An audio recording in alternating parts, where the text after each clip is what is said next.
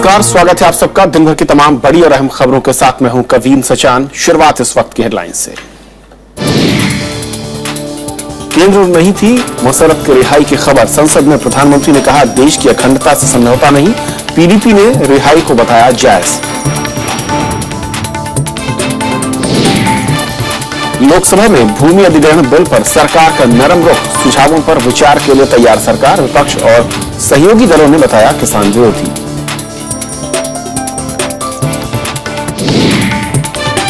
प्रधानमंत्री से मिली मुख्यमंत्री ममता बनर्जी। पश्चिम बंगाल का कर्ज माफ करने की मांग। वाम दलों ने मुलाकात पर उठाए सवाल। सिडनी में भारतीय महिला की हत्या मामले में बनी विशेष जांच टीम। पुलिस का नस्ली हिंसा से इनकार। ऑस्ट्रेलिया सरकार के संपर्क में विदेश मंत्रालय। और विश्व कप से बाहर हुआ इंग्लैंड। क्वार्टर फाइनल में पहुंचा बांग्लादेश। कल आयरलैंड से भिड़ेगा भारत।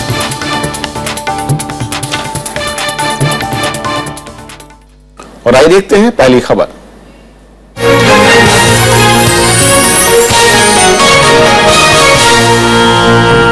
जम्मू कश्मीर के अलगाववादी नेता मसरत आलम की रिहाई के मसले पर केंद्र सरकार को आज संसद में विपक्षी दलों की तीखी आलोचना झेलनी पड़ी। प्रधानमंत्री नरेंद्र मोदी ने कहा कि जम्मू कश्मीर की सरकार ने मसरत की रिहाई से पहले केंद्र से मशविरा तक नहीं किया था और इस बारे में राज्य सरकार से स्पष्टीकरण मांगा गया है। गृहमंत्री राजनाथ सिंह ने भी संसद के दोनों सदनों में इस मसले पर सफाई दी। उधर पीडीपी ने कहा कि मसरत की रिहाई में कुछ भी गलत नहीं है। संसद के दोनों सदनों में मसरत आलम की रिहाई के खिलाफ आक्रोश देखने को मिला। लोकसभा में विपक्ष ने एकजुटता दिखाते हुए इस मसले पर प्रधानमंत्री के बयान की मांग की। इस मामले में गृह मंत्री के बाद प्रधानमंत्री ने भी लोकसभा में बयान दिया। प्रधानमंत्री नरेंद्र मोदी ने कहा कि मसरत की रिहाई के बारे में केंद्र सरकार को जानकारी नहीं दी गई थी। जो कुछ भी गतिविधियां हो रही है, न वो भारत सरकार से मशवरा कर करके हो रही हैं, न भारत सरकार को जानकारी दे करके हो रही हैं। विश्वास दिलाना चाहता हूं कि सरकार ऐसी किसी भी हरकतों को स्वीकार नहीं करती है। केंद्रीय गृह मंत्री राजनाथ सिंह ने राज्यसभा में विपक्षी दलों के सवालों का जवाब दिया। उन्होंने कहा कि हुर्रियत के अलगाववादी नेता मसरत आलम की रिहाई पर राज्य सरकार से मिली रिपोर्ट से सरकार संतुष्ट नहीं है। उन्होंने कहा कि भले ही राज्य में बीजेपी ने पीडीपी के साथ मिलकर सरकार बनाई हो, लेकिन दोनों दलों के बीच वैचारिक मतभेद कायम है। गृह मंत्री ने कहा कि देश की एकता और अखंडता से कोई समझौता नहीं होगा।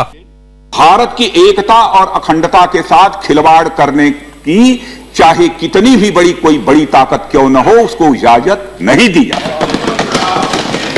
और चाहे उसके लिए सब कुछ अपना न्यौछावर कर देना होगा, हम न्यौछावर कर देने के लिए तैयार रहेंगे, लेकिन देश की एकता और अखंडता के साथ खिलवाड़ करने की किसी को इजाजत नहीं देंगे।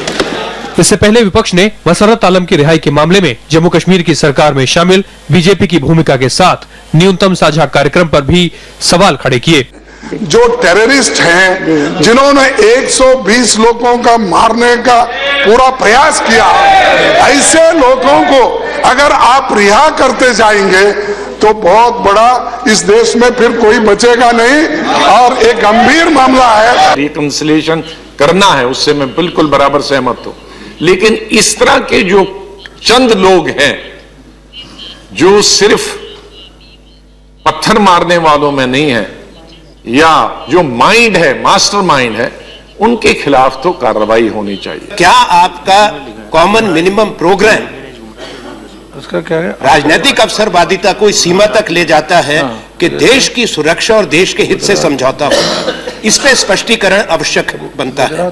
हालांकि पीडीपी ने मसरत की रिहाई के फैसले को जायज ठहराया है। शायद ही जम्मू कश्मीर गवर्नमेंट के पास कोई ऐसा लीगल प्रोविजन है या कंट्री के किसी भी स्टेट में ऐसा लीगल प्रोविजन है कि जहां पे किसी शख्स को कोर्ट से भी बेल मिला हो, उसके बाद आप उसको प्रिवेंटिव कस्टडी में भी रखते हैं, तो आप उसको पीएसए के तहत लाइफ इम्प्रिजनमेंट नहीं दे सकते। तो I don't think there is any illegality in the order. उधर जम्मू कश्मीर में पीडीपी के साथ सरकार में शामिल बीजेपी के विधायकों ने मुख्यमंत्री मुफ्ती मोहम्मद सईद से मुलाकात करके अपना विरोध दर्ज किया। सईद ने भरोसा दिया है कि आगे से किसी की रिहाई का फैसला दोनों दलों की भागीदारी वाली एक समिति करेगी। मसरत दरअसल देशद्रोह सहित सभी 27 मामलों में जमानत मिलने के बाद शनिवार को जेल से बाहर आया था। अलगाववाद समर्थक मसर्रत को 2010 में कश्मीर घाटी में हुए उग्र प्रदर्शनों का मास्टरमाइंड माना जाता है। इन प्रदर्शनों में 100 से ज्यादा लोग मारे गए थे। कृति मिश्रा के साथ प्रणब गोस्वामी, राज्यसभा टीवी। और इस पूरे मसले पर बातचीत करेंगे हमारे साथ बीजेपी के नेशनल सेक्रेटरी आरपी सिंह साहब। सिंह साहब, स्वागत है आपका। सबसे पहले तो बार बार मैं कहूं, जम्मू कश्मीर की जो आपकी सहयोगी पार्टी है और मुख्यमंत्री महोदय क्यों मुश्किल में डाल रहे हैं बीजेपी को? कभी कुछ उल्टे बयान और ताजा मामला रिहाई को लेकर। देखिए, मैं इसको उनके मुश्किल में डालने के परिपेक्ष में नहीं देखता। उनका अपना एक एजेंडा है, पार्टी को अपनी तरफ से वो अपना काम कर रहे हैं और वो एक कॉमन मिनिमम प्रोग्राम के अंतर्गत जो करें परंतु मैं ये नहीं मानता मुश्किल है। अभी सरकार बने कुल मिलाकर 10 दिन हुए हैं, उस 9 दिन हुए हैं। उस 9-10 दिन के अंदर इस प्रकार की कोई घटना, हाँ, ये जो सलाह कर करें ये अच्छा रहेगा। ये जो बिना सलाह किए कर रहे हैं, अपनी मर्जी कर, थोड़ा उसमें कष्ट है। और मुझे लगता है आज जो मैसेज उनको चला गया कि बिना सलाह किए आप नहीं करेंगे, और मुझे लगता है आगे आने वाले दिन में चीजें ठीक होंगी। मैंने इसलिए कहा मुश्किल है क्योंकि प्रधानमंत्री को संसद में अगर बयान देना पड़ता है कि वाकई केंद्र सरकार से भी बातचीत नहीं की गई इस मसले पर, न उन्हें बताया गया। इवन सहयोगी पार्टी बीजेपी आपकी सत्ता में वहां पर शामिल है, उसको भी नहीं बताया गया। और प्रधानमंत्री अगर ये कहें कि उनके अंदर भी आक्रोश है, वो भी दुखी हैं, तो असल में कहीं कुछ गलत नहीं दिख रहा कि सरकार बनाने के बाद जिस रास्ते पर सरकार बढ़ रही है वहां पर आपकी सहयोगी पार्टी के साथ, वो आपके लिए हर रोज नई मुश्किलें खड़ी कर रही है। जब नया कुछ मामला बनता है तो इस प्रकार के कष्ट होते हैं। इसमें कोई ऐसी अनहोनी नहीं है। परंतु एक जो चीज कहाँ दिक्कत रहेगी वो रहेगी कि एक स्टीयरिंग कमेटी बनी थी और बनी है, उसमें चर्चा होगी तो चीजें ठीक होंगी। एक 4 सदस्य उनकी तरफ, 4 सदस्य हमारी तरफ से होगा, और मुझे लगता है कि अब वो तुरंत उस पर कार्रवाई हो गई जिसपे वो स्टीयरिंग कमेटी में सब कुछ आएगा और वहां चर्चाएं होकर होंगी। और ये भी समझे कि ये कोई लीगल फैसले नहीं है, ये एडमिनिस्ट्रेटिव फैसले उन्होंने किया है। अभी मसद को छोड़ना कोई लीगल फैसला नहीं। लीगल तो और छूटना तो बहुत देर पहले छूट गए होते, एनसीबी ले छोड़ देते, उसको छोड़ देते। लेकिन एक ऐसा फैसला जिस पर खुद उसकी सहयोगी पार्टी ने आपको ऐतराज था, उस पर भी वो आगे बढ़ रही है, और ये भी अभी भी उनकी दलील यही कि उन्होंने कुछ गलत नहीं किया। ये एडमिनिस्ट्रेटिव फैसला था, इसलिए चाहे तो कैबिनेट में जाता है चाहे स्टीयरिंग कमेटी में जाता है, वहां ये बैठकर फैसला होता तो इसका रेप्लिकेशन जरूर होते हैं। ये लीगली अगर फैसला लिए भी वो उसको रिहा करना जरूरी था। और क्योंकि नेशनल कॉन्फ्रेंस में जो कांग्रेस की सरकार थी, उन्होंने उस समय उसका जो जायज एक्शन उसके खिलाफ जाए, जो दफा ढंग से जाए, उसका कोर्ट की कार्रवाई जाए, उस पर जो पुलिस की कार्रवाई जाए, जो उसको परस्यू करना चाहिए उसको परस्यू नहीं किया उस समय, और ये सब उस समय नहीं किया तो उसका लीगली उस समय छूटा, वो भी छोड़ सकते थे पर उन्होंने छोड़ा नहीं। तो इसलिए कहा कि ये फैसला स्टीयरिंग कमेटी में होता तो अच्छा रहता, या कैबिनेट में होता ज्यादा अच्छा रहता। लेकिन सिंह साहब, इस पूरे मसले के बाद अभी भी मैं कहूं मुफ्ती मोहम्मद सईद की पार्टी और खुद वो पीछे हटने को तैयार नहीं। पहले जो बयान आया था उस पर वो कायम रहे। आज के फैसले पर भी ताजा बयान यही है कि हमने कोई गलत काम नहीं किया। अब सवाल है कि बीजेपी का रुख क्या होगा अगर वो इस तरह के फैसलों पर अडिग हैं और इसी फैसले पर आगे बढ़ रहे हैं, तो बीजेपी क्या करेगी? मैं वापस कह रहा हूँ, टेक्निकली बेशक उनका फैसला ठीक हो, मैं टेक्निकली लीगली वो फैसला ठीक हो, क्योंकि वो उस एम्बिट में आता है नहीं। क्योंकि जब वो पकड़ा गया था मसरत आलम और उसके खिलाफ जो मुकदमे दर्ज किए गए, उसको पुलिस ने ढंग से परस्यू नहीं किया, उसकी बेल हो गई, उसके अंदर जो विटनेसेस थी सब वो परस्यू होता है ढंग से जब एनसी और कांग्रेस की सरकार थी, तो आज ये दिक्कत होती नहीं। लेकिन छोड़ने से पहले अगर इसी मसले पर नई सरकार भी कोर्ट में जाकर एक्सटेंशन मांग सकती थी, अपील कर सकती थी, वो भी नहीं किया गया। वापस समझिए, अगर 4 साल हो गए, 2 साल से ज्यादा टेक्निकली वो साउंड है, लीगली टेक्निकली बेशक साउंड, पर तो एडमिनिस्ट्रेटिवली ठीक नहीं है फैसला वो। उसको मैं वापस कर, अगर वो फैसला कहीं चर्चा कर आपस में राय कर होता तो हम अपना पक्ष रखते, फिर उसका तो फैसला होता, फिर हम उसके जिम्मेदार होते। आज दिक्कत है कि वो फैसला लेने में अकेले को होम मिनिस्ट्री उनके पास है और लीगल लॉ मिनिस्ट्री उनका एक फैसला ले लिया है। इसलिए अब ये कहा गया कि जो भी फैसला लेना होगा स्टीयरिंग कमेटी में बैठकर और कैबिनेट में लाकर उसका फैसला करे। तो अगर कुछ और नाम, जैसे कि मीडिया में चर्चा है कि कुछ और नाम है जिनकी एक लिस्ट है जिनको पीडीपी रिहा करने की तैयारी कर रही है, बीजेपी क्या करेगी? अभी तो खड़ा रुख है। अभी तो बड़ा स्पष्ट है कि हम किसी भी इस प्रकार के व्यक्ति को जिसके ऊपर इस प्रकार के आक्षेप और इस प्रकार की धाराएं हो, उसको छोड़ने के बिल्कुल पक्ष में नहीं, और जरूरत पड़ेगी तो उस पर सख्ती से कार्रवाई करेंगे, फिर देखेंगे, आने दीजिए। नहीं, क्या सख्ती से कार्रवाई का मतलब क्या सरकार के साथ रहकर विरोध, या फिर आगे किसी भी हद तक जाने को तैयार? अभी आने दीजिए ना। ये पहली उन्होंने पहली बात की, उस पर हमने उस पर अपना आज प्रधानमंत्री ने रोष प्रकट किया है, उसको कड़ाई से कहा है कि हम उसको अलाउ नहीं करेंगे। उसको हमारे जो वहाँ लोकल एमएलएस हैं, हमारे जो मिनिस्टर्स हैं, हमारे जो डिप्टी सीएम हैं, उन सबने उसको बड़ा कड़ाई से लिया है। और इसलिए कहा कि आने वाले दिनों में जो फैसले हो कैबिनेट में हो या स्टीयरिंग कमेटी में हो, वो उन्होंने माना कि हम आगे जितने फैसले स्टीयरिंग कमेटी और कैबिनेट में लेकर आएंगे। उन्होंने मुफ्ती साहब ने कहा हम सारे फैसले राय करके स्टीयरिंग कमेटी में लाकर करेंगे। यानी कि आप कह रहे हैं कि जो एक प्रोसेस होना चाहिए था उसका अब समाधान ढूंढ लिया गया है और उसी प्रोसेस के जरिए आगे के फैसले होंगे जिसमें सामूहिक फैसला होगा। जिसमें सामूहिक फैसले को तो फिर फैसले ठीक होंगे। मैं ये भी मानता हूँ कि सामूहिक फैसले होंगे तो फिर फैसले ठीक होंगे। और क्योंकि ये एक पार्ट है, मतलब जो बड़ा एजेंडा है कि हम उसमें किस प्रकार तुरंत जितनी जल्दी हो सके वहाँ पे अभी राहत देनी है और फ्लड रिलीफ के लिए राहत की दिक्कत है। बाकी और इश्यूज है, डेवलपमेंट के इश्यूज हैं, कई सालों से वहाँ पे डेवलपमेंट हुई नहीं, कई सालों से लोगों दिक्कतें हैं, तो वो जम्मू कश्मीर और लद्दाख में तीनों रीजन में ठीक से डेवलपमेंट हो, वो बड़ा एजेंडा और इशू है अभी समय तुरंत इसके बाद। तो इसीलिए तो सवाल ये उठता है कि उस एजेंडे की बजाय सरकार विवादित फैसलों पर क्यों आगे बढ़ रही है, और खुद आपकी सहयोगी पार्टी सत्ता में आप शामिल हैं। नहीं, सत्ता में शामिल इसलिए नहीं कि हमने कोई वहां पे विवादित फैसले लाने शामिल है, हम लोग इसलिए शामिल हुए क्योंकि हमको लगता है कि जम्मू कश्मीर को मेन फ्रेम में लाकर ठीक दिशा और ठीक दशा दे सके, तीनों रीजन के अंदर ठीक डेवलपमेंट हो सके और तीनों रीजन के अंदर ठीक ढंग से आम आदमी तक, वहां के जो लास्ट आदमी तक हम लोग सरकार वहां अपना मदद पहुंचा सके, सरकार को जो तरीका है वो सरकार वहां तक जा सके, बेशक जम्मू कश्मीर और लद्दाख को।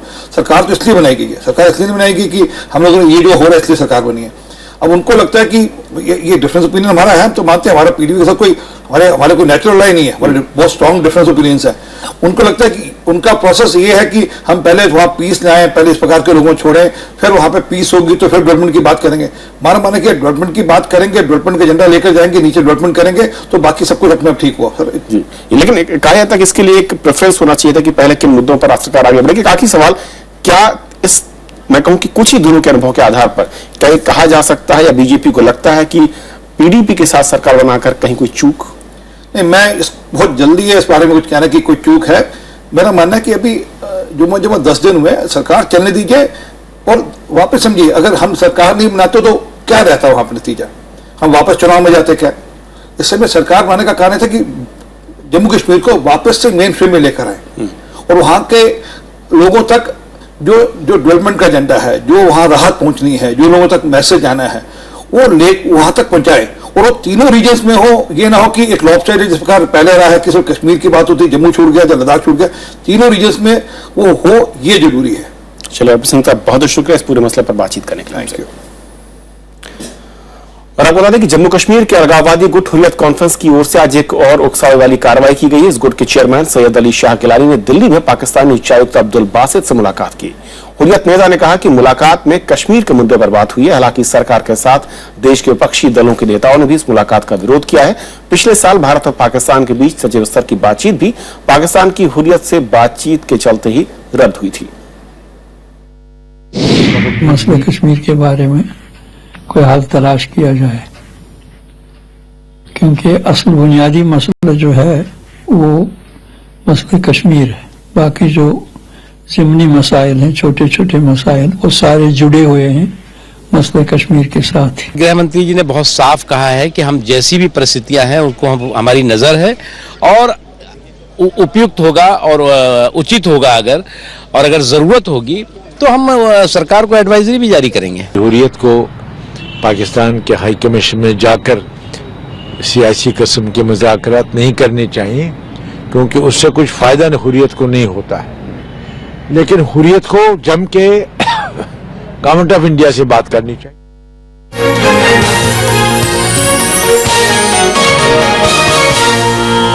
छोटा सा ब्रेक और ब्रेक उस पार दिन भर की दूसरी बड़ी खबरें।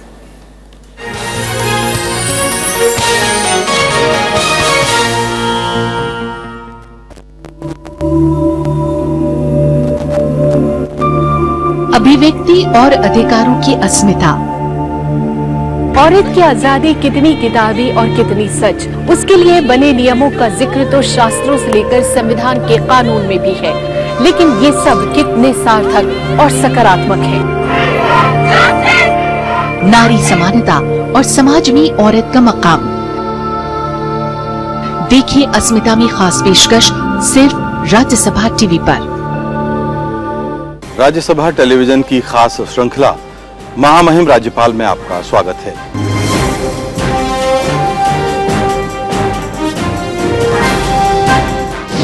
आज हमारे दिव्य देश में प्रजातंत्र सुखदायी, प्रजातंत्र का काम प्रजा की होती रहे भलाई। तो प्रजातंत्र के माध्यम से सत्ता में आने के बाद प्रजा की भलाई के बारे में कौन सोचता है?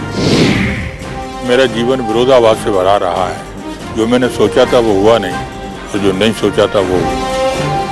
महामहिम राज्यपाल में इस बार हरियाणा के राज्यपाल कप्तान सिंह सोलंकी से मुलाकात सिर्फ राज्यसभा टेलीविजन पर। In the Maths Factor, we travel through time and space and see how maths has evolved and how it is a part of the world around us. Join us on Rajya Sabha Television. Watch the Maths Factor every Sunday at 8 AM.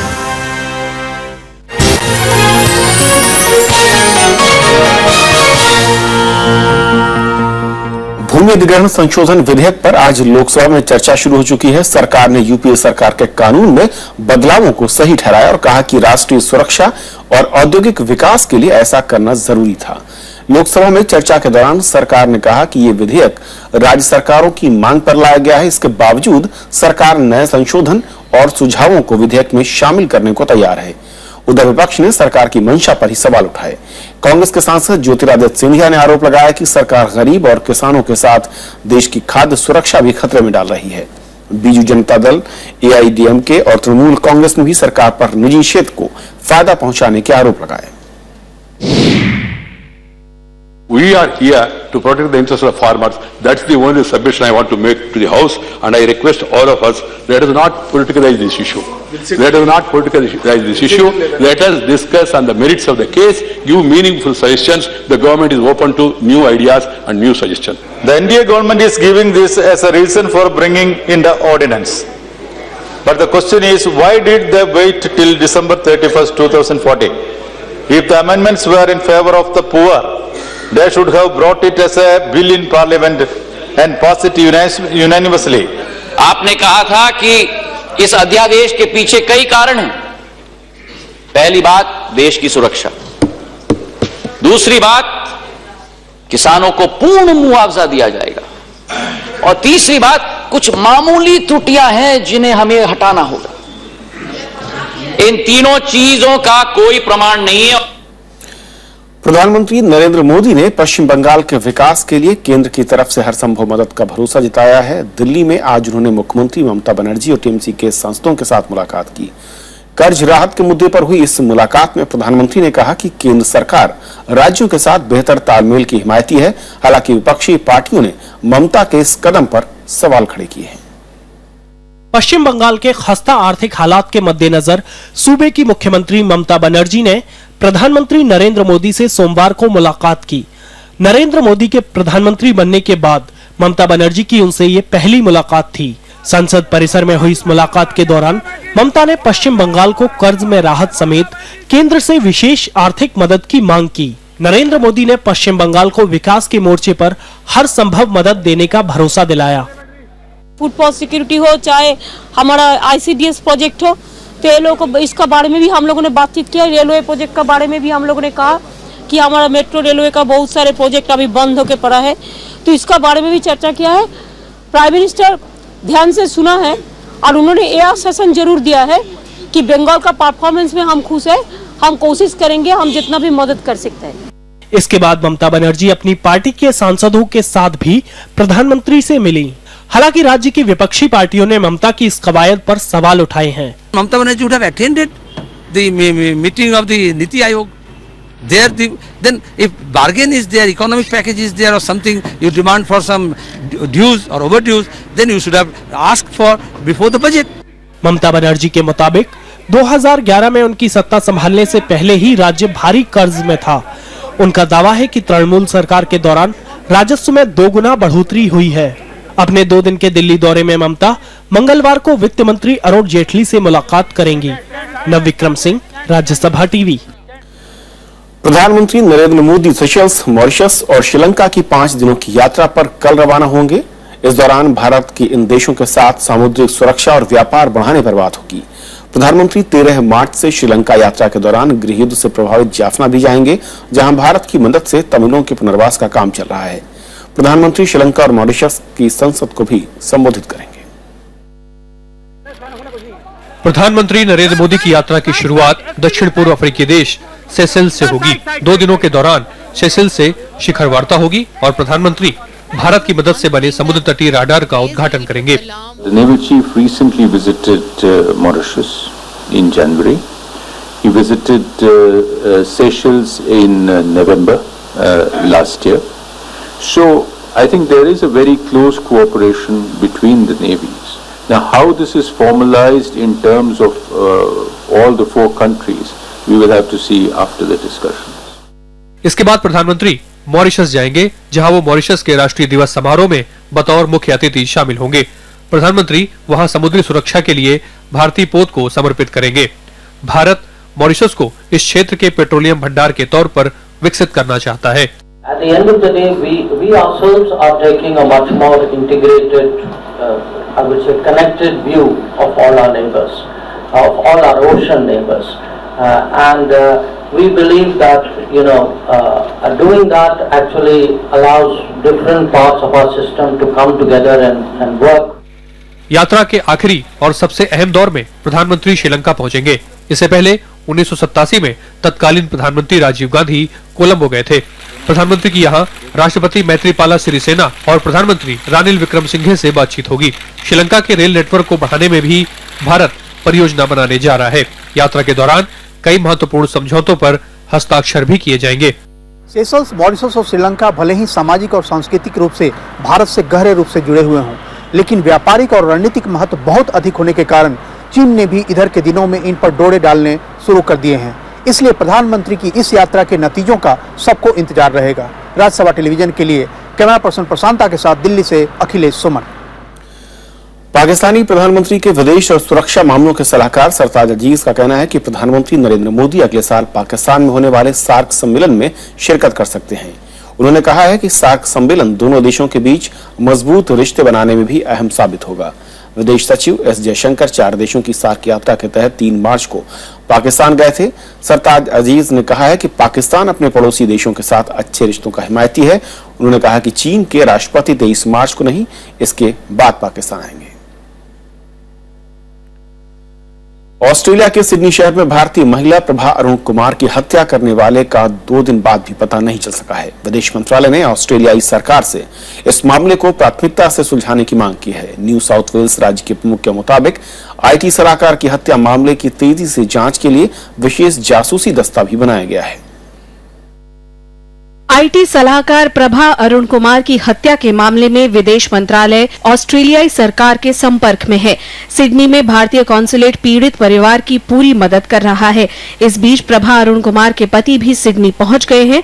विदेश मंत्रालय के प्रवक्ता सैयद अकबरुद्दीन ने कहा है कि Australia की सरकार ने इस मामले की विशेष जांच की बात कही है। एक स्पेशल डिटेक्टिव स्क्वाड तैयार किया गया है इस मामले की इन्वेस्टिगेशन के लिए, और उनका कहना है कि वो पूरी कोशिश करेंगे जो इसमें इन्वॉल्व हैं उनको पकड़ने के लिए। ऑस्ट्रेलियाई पुलिस ने इस मामले की जांच शुरू कर दी है। उसने शनिवार रात को हुए प्रभा अरुण कुमार पर हमले के तुरंत पहले का वीडियो जारी किया है। न्यू साउथ वेल्स के पुलिस अधिकारी का कहना है कि फिलहाल नस्लीय हमले का सबूत नहीं मिला है। Now, we are considering all options at this point in time, but it's very early in the investigation, so it's difficult for me to assume one thing or another, and we aren't speculating at all. But we have nothing to suggest at this point in time that this is a racially motivated attack. 41 साल की प्रभा अरुण कुमार की शनिवार रात उस वक्त चाकू घोंपकर हत्या कर दी गई थी जब वो सिडनी के उपनगर वेस्टमीड में अपने घर लौट रही थी। Bureau report, Rajya Sabha TV. और बात शेयर बाजार की, जहां पर आज 3 महीने की सबसे बड़ी गिरावट दर्ज की गई। सेंसेक्स 604 अंक लुढ़ककर 28,845 पर बंद हुआ। निफ्टी 181 अंक गिरकर 8,757 पर बंद हुआ। बैंकिंग, ऊर्जा, कैपिटल गुड्स, रियल्टी, मेटल और आईटी सेक्टर के शेयरों में सबसे ज्यादा गिरावट रही। अमेरिका में ब्याज दरें बढ़ाए जाने की खबरों से शेयर बाजार में भारी गिरावट आई है। वहीं डॉलर के मुकाबले कमजोर रुपए का असर भी बाजार पर दिखने लगा।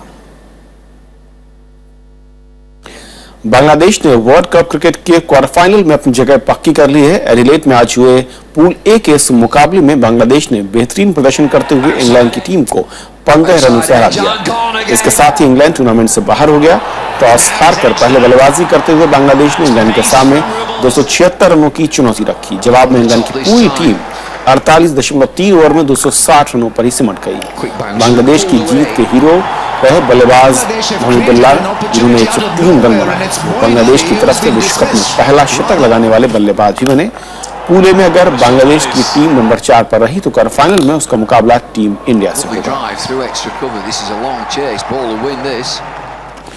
विश्व कप क्रिकेट में कल टीम इंडिया का आयरलैंड से अहम मुकाबला होगा, क्योंकि अगर भारत जीत हासिल करता है तो विश्व कप क्रिकेट में लगातार 9 मैच जीतने वाली वो दुनिया की पहली टीम बन जाएगी। टीम इंडिया ने पिछले वर्ल्ड कप में वेस्टइंडीज को हराकर अपने विजयी अभियान का आगाज किया और वैसे पूल बी के 4 मैचों में लगातार जीत के साथ भारतीय टीम टॉप पर है और वो क्वार्टर फाइनल में पहले ही पहुंच चुकी है। कल के मैच को लेकर क्रिकेट प्रेमियों में खासा उत्साह है। तो खबरों के सफर में इतना ही। जाते हुए छोड़ जाते हैं देश और दुनिया की कुछ और बड़ी खबरों के साथ। कोयला खदान आवंटन के एक मामले में झारखंड इस्पात प्राइवेट लिमिटेड पर आरोप तय करने का आदेश दिया गया है। सीबीआई अदालत ने कंपनी के निदेशकों आरसी रंगूटा और आरएस रंगूटा पर भी मामला चलाने का आदेश दिया। इन पर धोखाधड़ी, साजिश और जालसाजी करने का मामला चलेगा। सत्यम घोटाला केस में हैदराबाद की विशेष अदालत अब 9 अप्रैल को फैसला सुनाएगी। इस मामले में सत्यम के संस्थापक बी रामलिंगराजू समेत 10 आरोपी हैं। खातों में धोखाधड़ी का ये मामला साल 2009 में सामने आया था। हरियाणा विधानसभा का बजट सत्र आज से शुरू हो गया। 24 मार्च तक चलने वाले इस सत्र में 11 बैठकें होंगी। 17 मार्च को बजट पेश होगा। उधर विपक्ष यूरिया संकट को लेकर राज्य सरकार को घेरने की तैयारी में है। बिहार के पूर्व मुख्यमंत्री जीतन राम मांझी आज पटना में एक दिन के उपवास पर बैठे। वो अपनी सरकार के समय लिए गए फैसलों को रद्द करने का विरोध कर रहे हैं। मांझी ने नीतीश कुमार सरकार की ओर से इन्हें रद्द करने को गलत बताया। पंजाब के मोहाली में लुटेरों ने आज एक्सिस बैंक की कैश वैन से करीब 1 करोड़ 34 लाख रुपए लूट लिए। वारदात मोहाली जिले के सनीता गांव के पास हुई। लुटेरों ने वैन के गार्डों से मारपीट की और पैसे लूटकर फरार हो गए। सऊदी अरब ने आतंकी संगठन इस्लामिक स्टेट से अपनी सीमाओं की रक्षा के लिए पाकिस्तान से सैन्य मदद मांगी है। इसके बदले सऊदी अरब ने पाकिस्तान को आर्थिक पैकेज देने की पेशकश की है।